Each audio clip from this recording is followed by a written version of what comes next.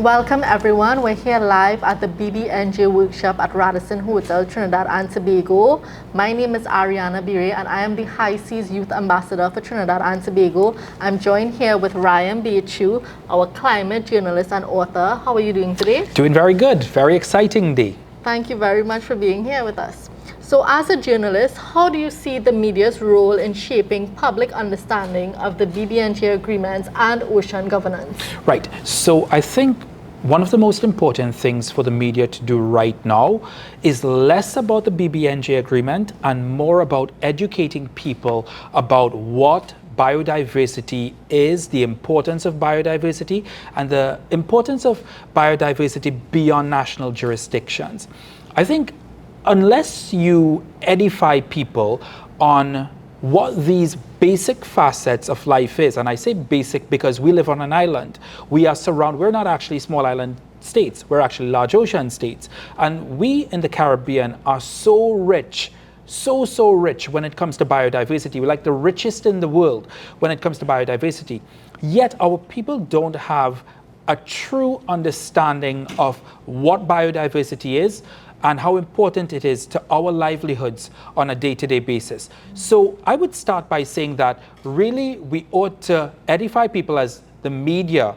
We really ought to let people, edify people, give people the knowledge as to what biodiversity is, how important it is to our lives here in the Caribbean, and then we move into why this BBNJ treaty is so important for it to be signed and ratified by the government. So in my experience as a High Seas Youth Ambassador, there are a lot of persons out there that do not know what the High Seas Treaty is, and there are a lot of conversations that do not exist surrounding the High Seas Treaty.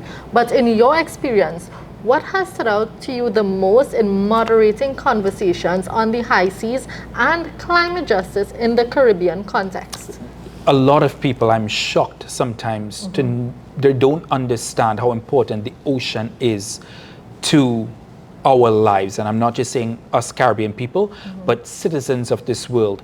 People just don't know. It's so far away. So David Attenborough says it best. You know, it's out of sight because we can't see the vastness of the ocean, and it's now out of our mind.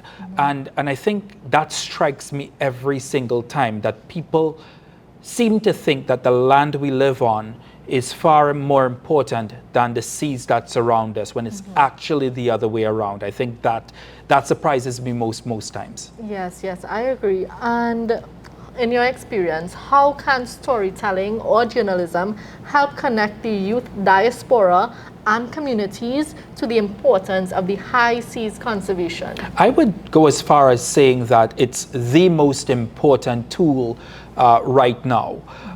Because of the challenge of credibility when it comes to social media and other forms of media, I would say mainstream media really has an important job in telling the stories to our young people. But it's more than just telling the stories. It's about making people aware of why this is important to them, how it impacts their lives, how the climate is changing, why we need to reverse it.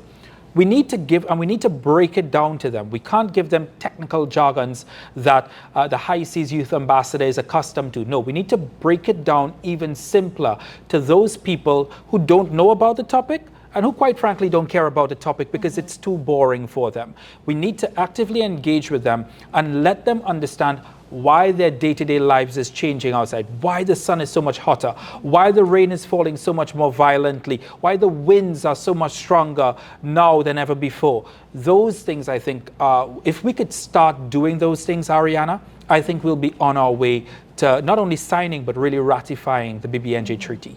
Thank you so much. I appreciate your valuable insights on this critical topic. So let's save the ocean and ratify the treaty. Thank you very much.